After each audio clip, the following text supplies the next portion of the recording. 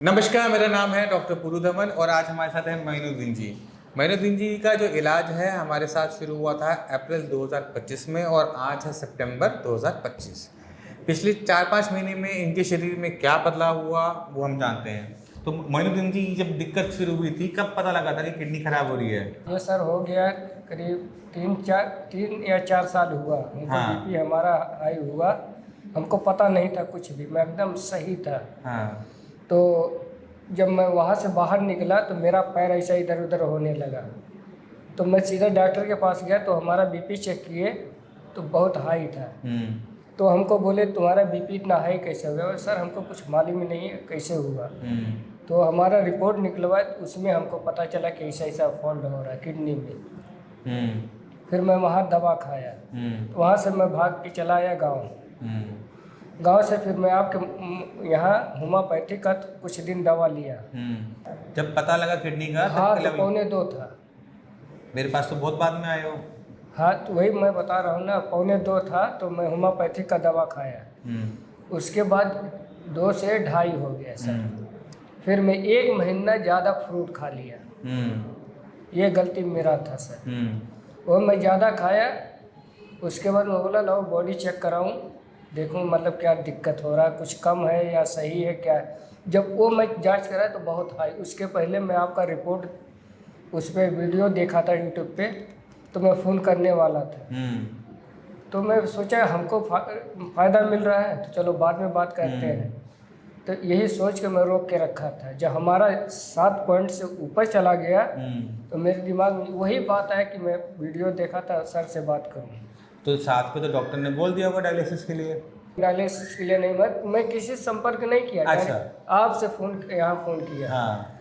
तो उसके बाद जो है मैं बात किया जब, तो बोले ठीक है ये रिपोर्ट निकलवा के भेजो। तो मैं रिपोर्ट भेजा यहाँ से। वहाँ से जब रिपोर्ट में भेजा तो आपका इलाज चालू हो गया दवा। अच्छा। तो हमारा नॉर्मल होने लगा।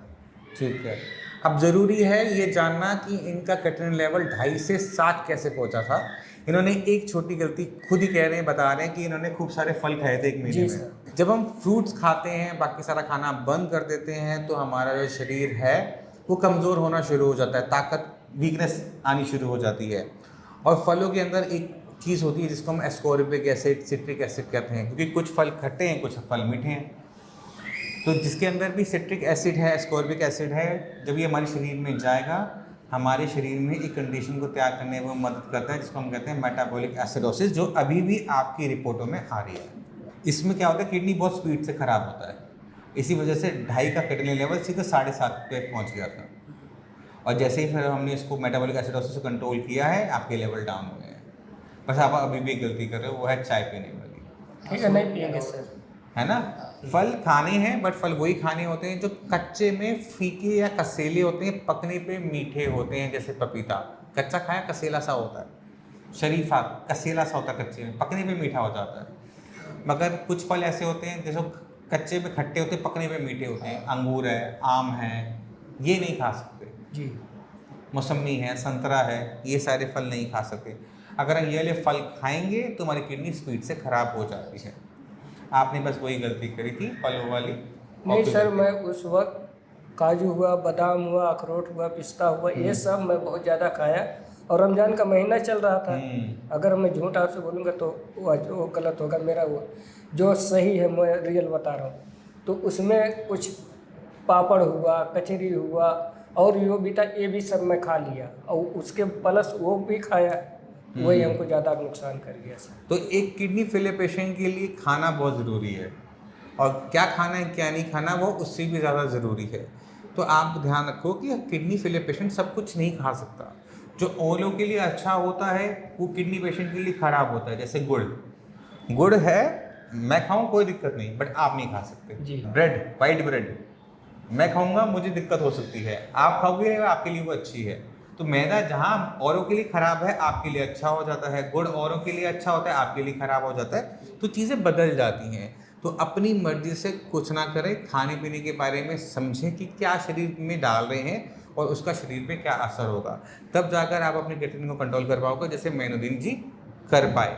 आज लेवल इनका 4 के आसपास है, 4-5 महीने में आप इनको डायलिसिस की ज़रूरत नहीं है। पहले क्या दिक्कत हो रही थी शरीर में, दिक्कत हो रही थी उस टाइम? नहीं सर, पहले जो है ऐसा कुछ नहीं, वही हमारा बीपी अगर हमको नहीं हुआ होता तो हमको पता ही नहीं चल रहा था कि बीमारी है। बीपी तो अब ठीक आता है आपका, अब तो बढ़िया ठीक आ रहा है, थोड़ा सा ज़्यादा है बट हाँ पहले से तो बहुत कंट्रोल में है वो। जी ठीक है, जो बचा कुचा है वो मैंने कर दिया आपका कंट्रोल में। ठीक है, जी। तो मैं उम्मीद करता हूँ मोइनुद्दीन जी की हेल्प से आपने बहुत कुछ सीखा होगा कि किडनी फेलियर पेशेंट में खाना कितना इंपॉर्टेंट है। फिर भी माइंड में कोई भी डाउट रह जाए, कुछ पूछना चाहो तो मोइनुद्दीन जी से पूछिएगा। ठीक है, इसी हद चलने की आगे चाहिए थे। मिलते हैं अगली वीडियो में, तब तक के लिए नमस्कार।